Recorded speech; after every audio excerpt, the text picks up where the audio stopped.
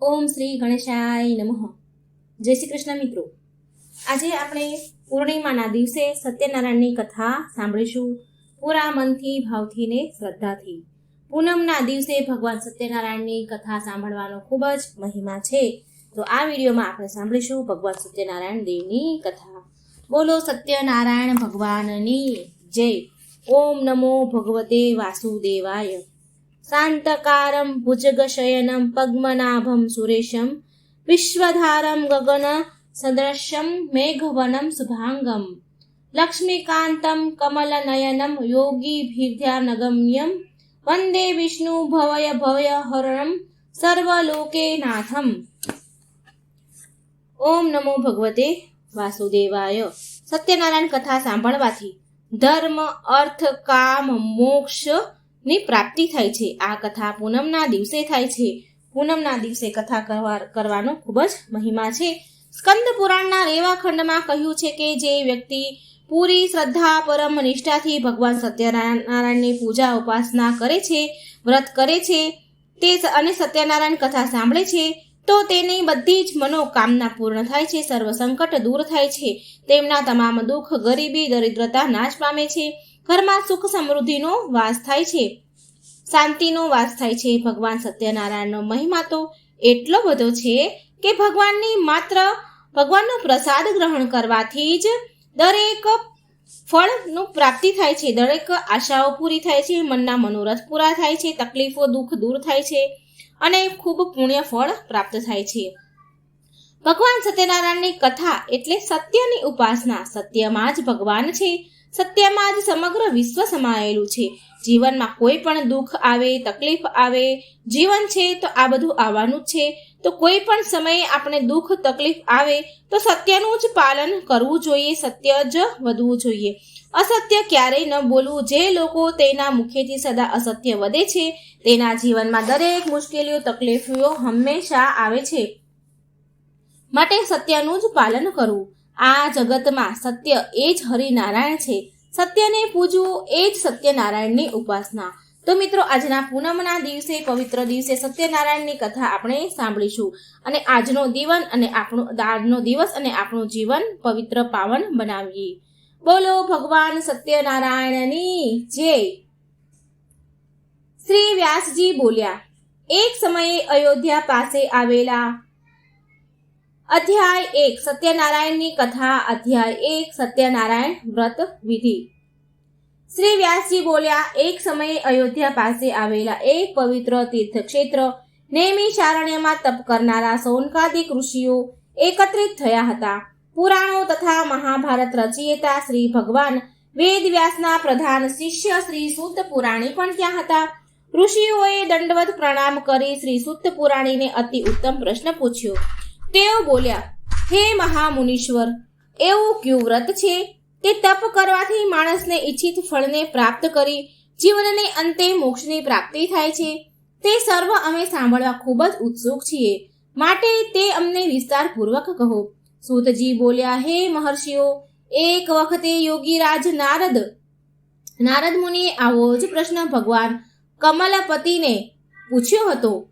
ત્યારે શ્રી વિષ્ણુ ભગવાને તેનો જ પ્રત્યુત્તર આપ્યો હતો. તે હું તમને કહું છું. તે તમે બધા એક ચિત્ત થઈ ધ્યાનપૂર્વક સાંભળો. એક સમયે પરોપકારની ઈચ્છાથી જુદા જુદા લોકમાં ફરતા ફરતા યોગીરાજ નારદ મુનિ મૃત્યુલોકમાં આવ્યા.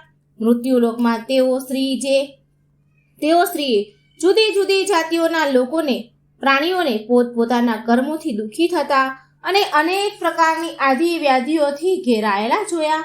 કયા ઉપાયથી આ સર્વ પ્રાણીઓના દુઃખ ચોક્કસ દૂર થાય? એવા મનમાં વિચાર કરીને યોગીરાજ નારદજી વિષ્ણુ લોકમાં ગયા. ત્યાં તેમણે શુક્લ વર્ણ 4 હાથમાં શંખ, ચક્ર, ગદા પગમાં અને વનમાળાથી શોભતા ભગવાન નારાયણને જોયા અને દેવાધિદેવ નારાયણ ભગવાનની સ્તુતિ કરવા લાગ્યા. શ્રી નારદજી બોલ્યા, જેને વાણીથી અને મનથી પણ પહોંચી શકતા નથી એવા રૂપવાળા અનંત શક્તિશાળી ભગવાન, હું આપને વંદન કરું છું. હે ભગવાન, આપ આદિ, જન્મ, મધ્ય એટલે કે પાલન પોષણ અને અંત એટલે કે મરણ રહિત છો. આપ નિર્ગુણ હોવા છતાં રજ અને તમો ગુણના સર્જનનાર છો. દરેક પ્રાણી અને પદાર્થના મૂળ કારણરૂપ છો. તમને સાષ્ટાંગ નમસ્કાર હો. ભગવાન નારદજીની આવી સ્તુતિ સાંભળી શ્રી વિષ્ણુ ભગવાન બોલ્યા, હે મહાભાગ્યશાળી નારદ મુનિ, તમે શા માટે આવ્યા છો અને તમારા મનમાં શું ઈચ્છા છે તે મને કહો. તમે જે કાંઈ પૂછશો તે સઘળું હું તમને કહીશ. શ્રી નારદજી બોલ્યા, હે ભગવાન, મૃત્યુલોકમાં મનુષ્ય લોક સર્વ કોઈ દુઃખી છે. જુદી જુદી જાતોમાં ઉત્પન્ન થયેલા સઘળા લોકો પોતાના પાપ કર્મથી પીડાય છે. હે નાથ, જો આપની મારા ઉપર કૃપા હોય તો તેઓના દુઃખ કોઈ નાના ઉપાયથી કઈ રીતે દૂર થઈ શકે તે કહું, હું તે જાણવા ઈચ્છું છું. શ્રી હરિ વિષ્ણુ ભગવાન બોલ્યા, હે વત્સ, તમે લોક કલ્યાણ કરવાની ઈચ્છાથી ઉત્તમ પ્રશ્ન પૂછ્યો છે. માટે જે વ્રત કરવાથી મનુષ્ય સંસારના મોહમાંથી મુક્ત થાય છે તે વ્રત હું કહું છું, તે તમે સાંભળો. હે વત્સ, મનુષ્ય લોકમાં અને સ્વર્ગલોકમાં પણ અતિ દુર્લભ અને મહાપુણ્ય આપનારું એક જ વ્રત છે.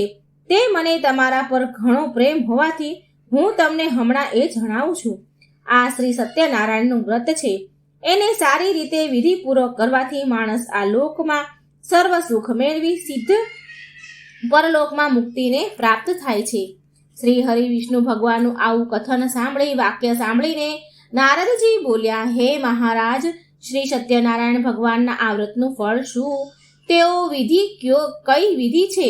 તેનો વિધિ કઈ છે? આ વ્રત કોણે કર્યું હતું અને આ વ્રત ક્યારે કરવું જોઈએ તે બધું મને વિસ્તારથી કહો.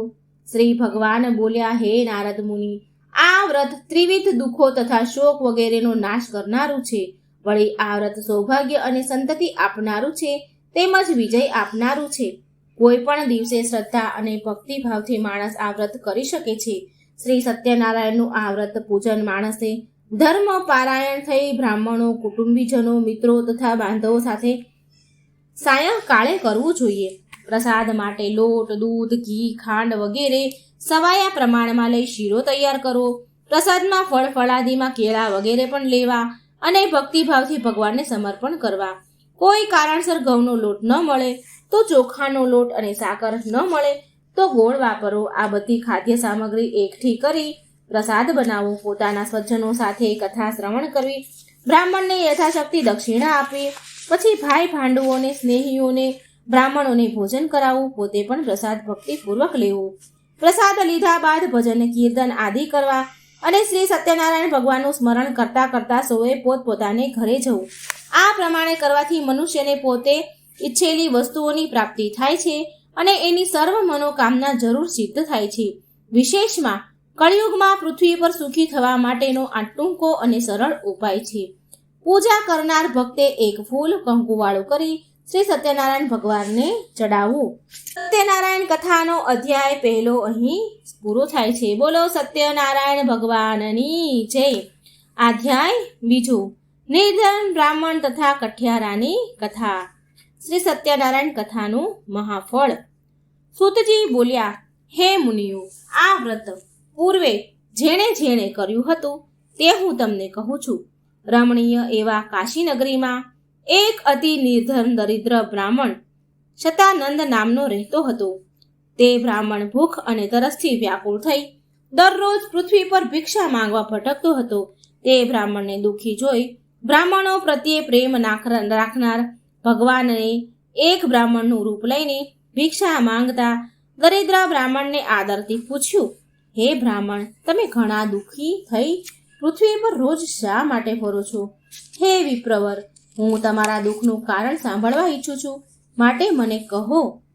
બ્રાહ્મણ બોલ્યા, હું અતિ દરિદ્ર બ્રાહ્મણ છું. ઉદર પોષણ માટે પૃથ્વી પર ભીખ માંગવા માટે ભટકું છું. જો આપ મારું આ દારિદ્ર્ય દૂર થાય એવો કોઈ ઉપાય જણાવતા હોય તો કૃપા કરીને મને કહો. તો તે વૃદ્ધ બ્રાહ્મણ બોલ્યા, જે શ્રી સત્યનારાયણને નામે ઓળખાય છે એવા વિષ્ણુ ભગવાન સર્વ ઈચ્છિત વસ્તુને આપનાર છે. તમે તેનું વ્રત પૂજન કરો. તે વ્રત બહુ ઉત્તમ છે અને તે કરવાથી મનુષ્ય સઘળા દુઃખોથી મુક્ત થાય છે. વધુમાં તે વ્રત પૂજાનો વિધિ વિધાન પણ કાળજીથી સમજાવી તે વૃદ્ધ બ્રાહ્મણ વેશધારી ભગવાન સત્યનારાયણ ત્યાંથી અદૃશ્ય થઈ ગયા. વૃદ્ધ બ્રાહ્મણે જે વ્રત કર્યું છે એ વ્રત હું અવશ્ય કરીશ એવો નિર્ણય કર્યો. તે રાત્રે બ્રાહ્મણને નિંદ્રા પણ ન આવી. બીજે દિવસે સવાર થતાં જ વહેલો ઉઠી શ્રી સત્યનારાયણનું વ્રત આજે કરીશ એમ સંકલ્પ કરીને બ્રાહ્મણ ભિક્ષા માંગવા માટે નગરમાં ગયો. તે દિવસે બ્રાહ્મણને ભિક્ષામાં ઘણું દ્રવ્ય પ્રાપ્ત થયું. તેણે મનમાં ભગવાનનો ઉપકાર માની ઘરે જઈને સગા વહાલા અને મિત્રો સહિત સઘળા દ્રવ્યથી શ્રી સત્યનારાયણ ભગવાનનું વ્રત પૂજન કર્યું. એ વ્રતના કારણે તે બધા દુઃખોથી મુક્ત બન્યો, ખૂબ સંપત્તિવાન થયો અને શ્રેષ્ઠ બ્રાહ્મણ તરીકે પ્રતિષ્ઠા પણ પ્રાપ્ત થઈ. ત્યારથી તે બ્રાહ્મણે દર માસે દર પૂર્ણિમાના દિવસે સત્યનારાયણ વ્રતનું કરવા માંડ્યું. આ પ્રમાણે શ્રી સત્યનારાયણનું વ્રત કરવાથી તે સર્વ પાપોમાંથી મુક્ત બની દુર્લભ મોક્ષને પામ્યો. માટે હે બ્રાહ્મણ, જે માણસ પૃથ્વી પર વિધિપૂર્વક શ્રી સત્યનારાયણનું વ્રત કરશે તો તેના સર્વ દુઃખ નાશ પામશે.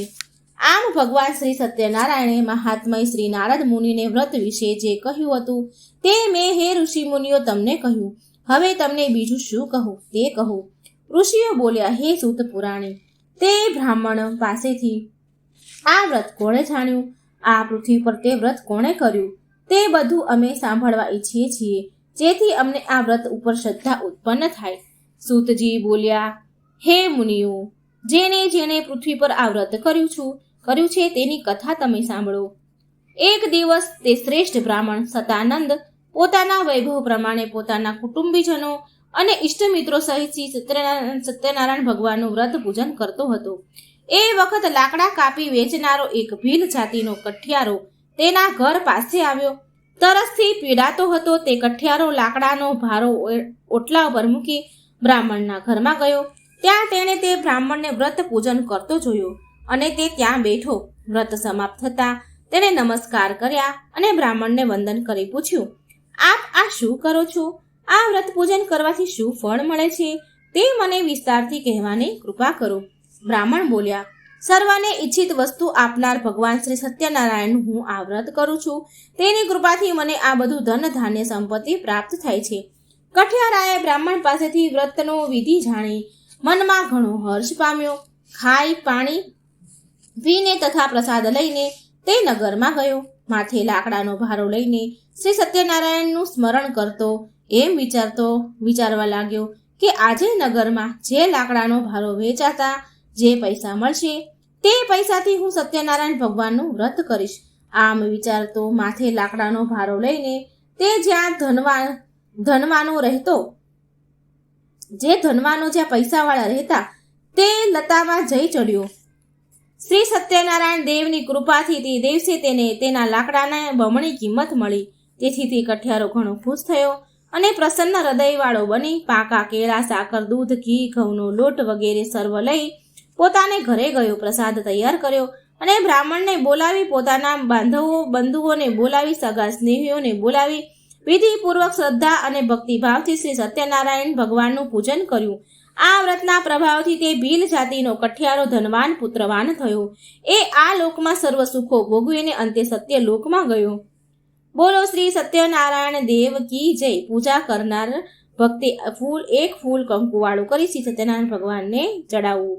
બોલો શ્રી સત્યનારાયણ ભગવાનની જય. અધ્યાય 3. સાધુ વાણિયાની કથા. વ્રત ભૂલ્યાને ભગવાનની શીખ. સૂતજી બોલ્યા, શ્રી સૂતજી કહે છે, હે શ્રેષ્ઠ મુનિવરો, હું હવે આગળ બીજી કથા કહું છું, તેનું તમે શ્રવણ કરો. અગાઉ ઉલ્કામુખ નામનો એક રાજા હતો. તે રાજા જીતેન્દ્રિય, સત્યવાદી તથા બુદ્ધિશાળી હતો. તે દરરોજ દેવ મંદિરે જઈ બ્રાહ્મણોને ઘણી દાન દક્ષિણા આપીને સંતોષતો હતો. તેને કમળ જેવા મુખ માળી અને ભોળી સ્ત્રી હતી. તેનું નામ શીલા હતું. એક વખત તે રાજા તેની પત્ની ભદ્રશીલા સાથે નદીના કિનારે બેસી શ્રી સત્યનારાયણ દેવનું પૂજન કરતા હતા. એ વખતે પુષ્કળ ધન લઈ વેપાર કરવા માટે નીકળેલો એક સાધુ નામનો વાણિયો ત્યાં આવી પહોંચ્યો. દ્રવ્યથી ભરેલું વહાણ નદીના કિનારા પર રાખી તે રાજા પાસે ગયો અને રાજાને વ્રત કરતો જોઈ તેણે અત્યંત વિવેકથી અને નમ્રતાથી પૂછ્યું. સાધુ વાણિયો બોલ્યો, હે મહારાજ, ભક્તિભાવ ચિત્તે અને શ્રદ્ધાવાન થઈ આપ આ શું કરી રહ્યા છો એ મને વિગતવાર સ્પષ્ટતાથી જણાવો. હું તે જાણવા ઘણો ઉત્સુક છું.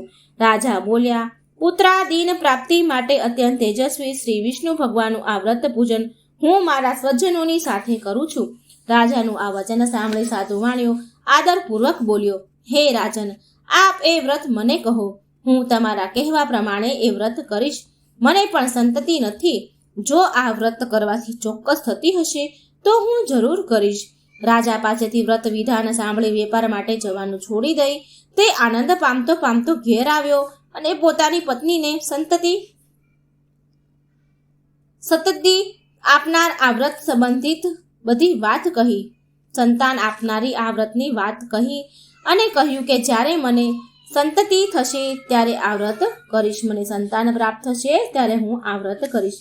એક દિવસ તે સાધુવાણીએ ધર્મપરાયણ સ્ત્રી પતિની સાથે વાસ કરતા પ્રફુલ્લ મને પતિ સંયોગમાં તત્પર થઈ અને ભગવાન સત્યદેવની કૃપાથી ગર્ભવતી થઈ.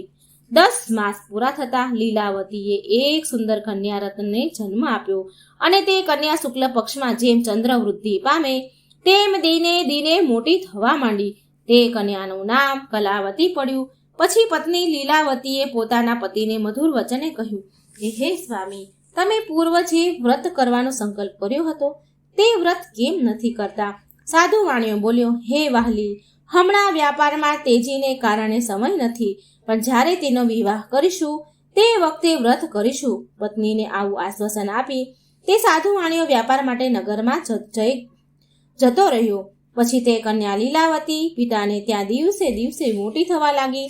એક વખત પોતાની પુત્રીને બહેનપણીઓ સાથે રમતી જોતા પોતાની પુત્રી ઉંમરલાયક થયેલી જણાય તેને વિવાહ યોગ્ય થયેલી જોઈ નગરમાં પોતાના મિત્રોની સાથે મંત્રણા કરી પોતાનો ધર્મ જાણનાર સાધુ વાણિયાએ પોતાના ગુમસ્તાનને કહ્યું, આપણી કન્યા માટે યોગ્ય મૂર્તિઓ શોધી લાવો.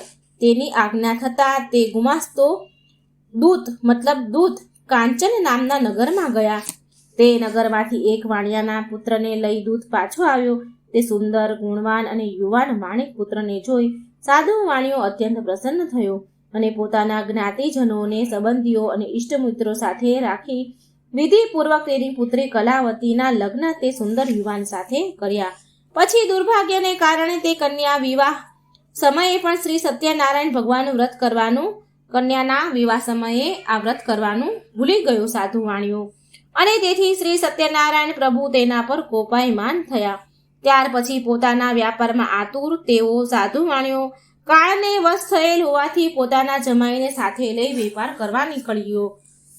દરિયો પાર કરી સમુદ્ર તટ પર આવેલ રત્નાપુર નામના મોટા શહેરમાં સસરો અને જમાઈ સારી રીતે વેપાર કરવા લાગ્યા. તેઓ બંને સસરો અને જમાઈ ચંદ્રકેતુ રાજાના નગર રત્નસાપુરમાં રહેવા લાગ્યા અને તેને ખૂબ મોટો વેપાર કરવા લાગ્યા. તે વખતે શ્રી સત્યનારાયણ ભગવાને સાધુ વાણિયાને પ્રતિજ્ઞા ભંગ થયેલા જોઈને તેને શાપ દીધો કે તને મહાન દારૂણ અને કઠિન દુઃખ પ્રાપ્ત થાય. આ પછી એક દિવસે એક ચોર રાજા ચંદ્રકેતુના ખજાનામાંથી કેટલું ધન ચોરીને જ્યાં આ બંને વાણિયા વેપારીઓ સાધુ વાણિયા અને તેનો જમાઈ રહેતા હતા ત્યાં આવ્યા. પોતાની પાછળ રાજાના સિપાહીઓને દોડતા આવતા જોઈ ભય પામીને તે ચોરી કરેલું ધન જ્યાં સસરો અને જમાઈ રહેતા હતા ત્યાં નાખી જલ્દી ક્યાંક સંતાઈ ગયા. રાજાના સિપાહીઓ જ્યાં વાણિયો રહેતા હતા ત્યાં આવ્યા. રાજાનું ચોરાયેલું ધન ત્યાં જોયું અને બંને વાણિક વેપારીને પકડી લીધા. હથકડી નાખી દીધી. સિપાહીઓ ચોર પકડાયા એમ માની દોડતા રાજા પાસે ગયા અને કહેવા લાગ્યા કે હે મહારાજ, અમે આ 2 ચોરને પકડી લીધા છે. હવે તેમને જોઈ આપ આજ્ઞા કરો તે અમે સજા એને કરીએ. આ સાંભળી રાજાએ બહુ વિચાર કર્યા વગર તેમને કેદખાનામાં પૂરવાનું કહેતા સિપાહીઓને તે બંનેને સખત દોરડાથી બાંધ્યા, બેડીઓ પહેરાવી અને મોટા મજબૂત કેદખાનામાં નાખ્યા. શ્રી સત્યનારાયણ ભગવાનની માયાને કારણે કોઈએ પણ તે વાણિક પુત્રોનું કહેવું સાંભળ્યું નહીં અને ચંદ્રકેતુ રાજાએ તે બંને વેપારીઓનું બધું જ ધન આંચકી લીધું. શ્રી સત્યનારાયણના શાપને લીધે સાધુ વાણિયાની પત્ની લીલાવતી પણ પોતાને ઘરે ઘણી દુઃખી થઈ. તેને ઘરે રહેલું બધું જ ધન ચોર લૂંટી ગયા. રોગ અને ચિંતાથી વ્યગ્ર થઈને અને ભૂખ તથા તરસથી ઘણી દુઃખી થતી તે સાધુ વાણિયાની પત્ની હંમેશા ભોજનની ચિંતામાં ઘેર ઘેર ભિક્ષા માંગવા ભટકવા લાગી. તેમજ તેની પુત્રી કલાવતી પણ રોજ અન્ન માટે ઘેર ઘેર ભટકવા લાગી. એક દિવસ તે ભૂખી થયેલી કન્યા એક બ્રાહ્મણને ઘેર ભિક્ષા માંગવા ગઈ. ત્યાં તેણે શ્રી સત્યનારાયણ ભગવાનનું વ્રત પૂજન થતું જોયું. તેથી તે ત્યાં ઓટલા પર બેઠી કથા સાંભળીને ભગવાન પાસે વરદાન માંગ્યું અને પ્રસાદ લઈ મોડી રાત્રે પોતાને ઘેર આવી. ત્યારે તેની માતાએ તેની પુત્રીને પ્રેમથી પૂછ્યું કે મોડી રાત સુધી ક્યાં હતી? તે તારા મનમાં શું ધાર્યું છે?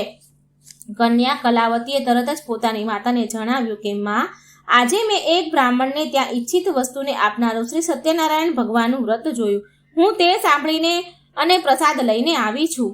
પોતાની કન્યાનું આ વચન સાંભળીને તે સાધુ વાણિયાની પત્ની લીલાવતી આનંદપૂર્વક શ્રી સત્યનારાયણ વ્રત કરવા તૈયાર થઈ અને પોતાના જે સગાવાલા ત્યાં હતા તેમની સાથે તે સાધુ વાણિયાની પત્નીએ વ્રત કર્યું અને સત્યનારાયણ ભગવાન પાસે વારંવાર યાચના કરી અને વરદાન માંગ્યું કે મારા પતિ અને જમાઈ જલ્દી ઘરે આવે એમ કરો. મારા પતિ અને જમાઈના સઘળા અપરાધો ક્ષમા કરો. આમ વ્રત કરવાથી ભગવાન સત્યનારાયણ સંતુષ્ટ થયા અને ભગવાન શ્રી સત્યનારાયણે ચંદ્રકેતુ રાજાને સ્વપ્નમાં આવી કહ્યું, હે નૃપ શ્રેષ્ઠ, તે જે 2 વાણિક વેપારીઓને કેદમાં પૂર્યા છે તેમને સવારમાં જ મુક્ત કર. તે તેમનું જેટલું ધન લીધું છે તે બધું જ પાછું આપી દે. જો તેમ તું નહીં કરે તો હું તારું રાજ્ય પુત્ર સહિત તારો નાશ કરીશ. આમ ચંદ્રકેતુ રાજાને કહીને ભગવાન અદ્રશ્ય થઈ ગયા. પછી સવારમાં ઉઠી રાજાએ પોતાની સભા બોલાવી તથા પોતાના સ્વજનોને બોલાવ્યા અને તેઓએ સભામાં બેસીને સ્વપ્નની બધી વાત કહી સંભળાવી અને બંને બંદીવાન વાણિક પુત્રોને કેદખાનામાંથી તરત જ મુક્ત કરવા સિપાહીઓને આજ્ઞા આપી. રાજાની આજ્ઞા સાંભળી સિપાહીઓ તરત જ બંદીખાને ગયા અને બંને વાણિક પુત્રોને કેદખાનામાંથી છોડાવી રાજા પાસે લાવ્યા અને વિનયપૂર્વક બોલ્યા, હે રાજન, આ બંને વાણિક પુત્રોને બેડીને બંધનમાંથી મુક્ત કરી અહીં આવ્યા છીએ. પછી બંને રાજા ચંદ્રકેતુને વંદન કર્યા. પોતાના વિશે આગલો બનાવ યાદ કરી તે બંને ભયથી ગભરાવા લાગ્યા અને કંઈ પણ બોલ્યા નહીં. ત્યારે રાજા ચંદ્રકેતુએ આ બંને વાણિક વેપારીઓને સામે જોઈ આદરપૂર્વક કહ્યું કે દેવ યોગ ભાગ્ય યોગે તમને આ મહા કષ્ટ પડ્યું છે, પણ હવે તમારે કોઈ ભય રાખવાનું કારણ નથી. આમ કહી રાજાએ તેમની બેડીઓ કઢાવી નાખી, દોરડા છોડાવી નાખ્યા, હજામત તથા સ્નાન આદિ કરાવી વસ્ત્ર અલંકાર આપી તેમને મુક્ત કર્યા. રાજાએ જેટલું ધન અપહરણ કર્યું હતું તેના કરતાં બેવડું ધન આપ્યું અને તેમને ખુશ કર્યા. રાજાએ લઈ લીધેલું બધું જ ધન ઉપરાંત એટલું જ બીજું ધન વાણિયાઓને આપ્યા. રાજા ચંદ્રકેતુએ આપીને કહ્યું કે હે સાધુ વાણિયા, હવે તમે તમારા ઘરે પધારો. રાજાને પ્રણામ કરી વાણિયા બોલે, આપની કૃપાથી હવે અમે ઘરે જઈશું. બોલો સત્યનારાયણ ભગવાનની જય. સ્કંદ પુરાણમાં આવેલ રેવા ખંડમાં સત્યનારાયણ વ્રતની કથાનો 3જો અધ્યાય અહીં સંપૂર્ણ થાય છે. પૂજા કરનારે ભક્તે એક ફૂલ કંકુવાળું કરી ભગવાન શ્રી સત્યનારાયણ ભગવાન પર ચડાવવું. અધ્યાય 4. સાધુ વાણિયાની કથા. અભિમાન અને પ્રસાદનો અનાદર કરવાનું ફળ. શ્રી સૂતજી બોલ્યા, હે ઋષિઓ, હવે હું આગળની કથા કહું છું, તેનું તમે શ્રવણ કરો. રાજાએ જવાનું કહ્યા બાદ તે સાધુ વાણિયાએ મંગલાચરણ સાથે જવાની તૈયારી કરી અને બ્રાહ્મણોને દાન આપ્યું. પછી નગર તરફ જવા પ્રસ્થાન કર્યું. તે સાધુ વાણિયો પોતાના જમાઈ સાથે નૌકામાં એટલે કે હોડીમાં બેસીને થોડે દૂર ગયો. પછી વહાણને કિનારે મૂક્યું એટલે શ્રી સત્યનારાયણ ભગવાને એક દંડી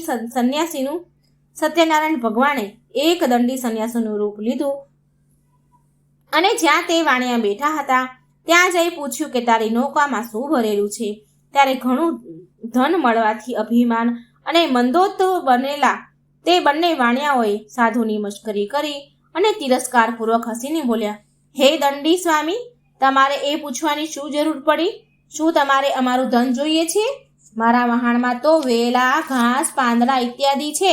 સાધુ વાણિયાનું આવું કઠોર વચન સાંભળીને સંન્યાસી બનેલા ભગવાન બોલ્યા, તારું બોલેલું સાચું પડું.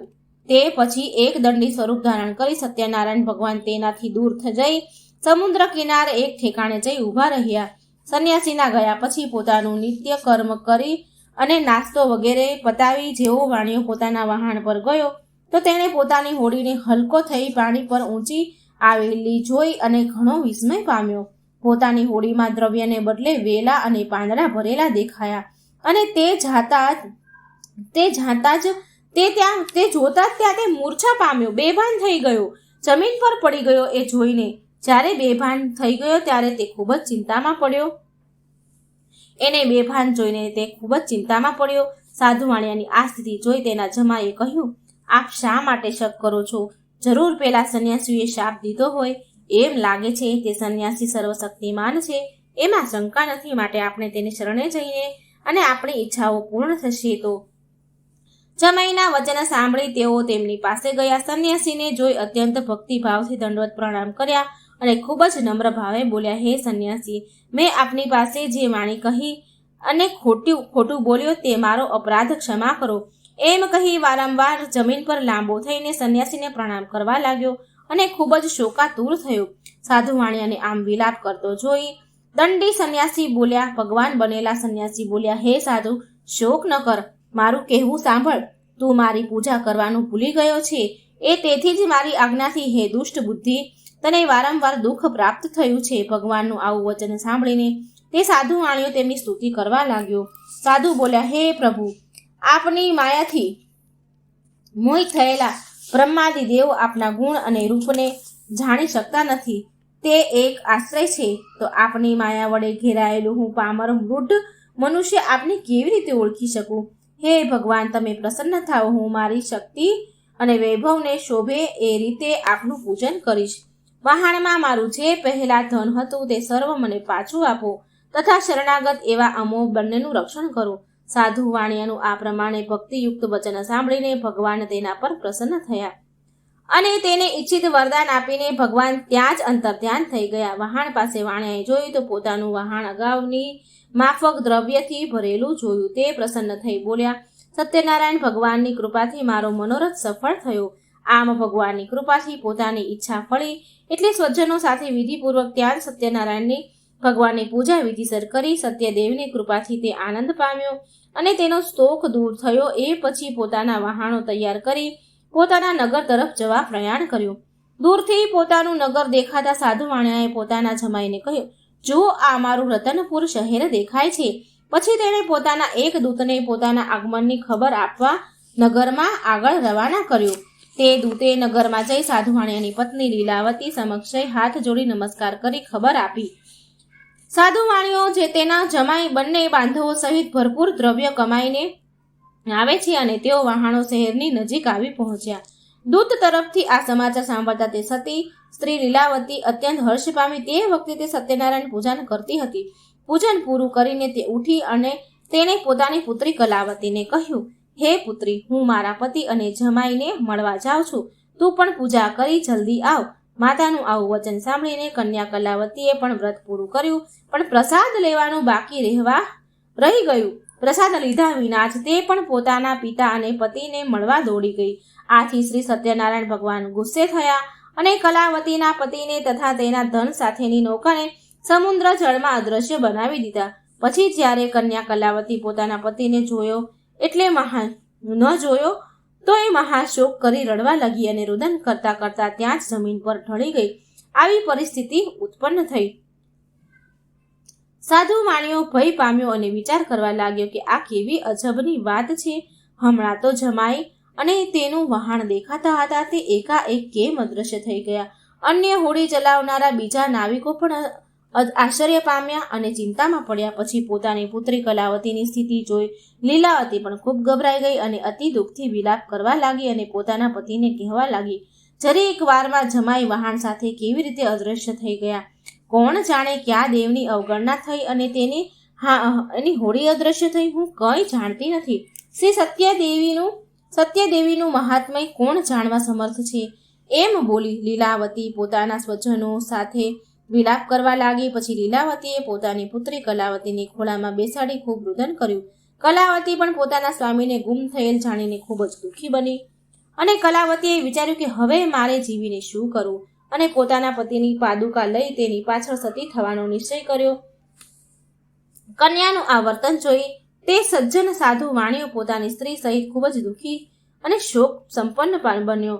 પોતે ધર્મનો જાણકાર હોય તેથી વિચાર કરવા લાગ્યો કે નક્કી શ્રી સત્યનારાયણ દેવે જ આ મારો કોઈ અપરાધને કારણે મારા જમાઈ અને તેને ધનને અદ્રશ્ય કર્યા છે, અને સત્યનારાયણની માયાએ કરીને જે આમ બન્યું છે.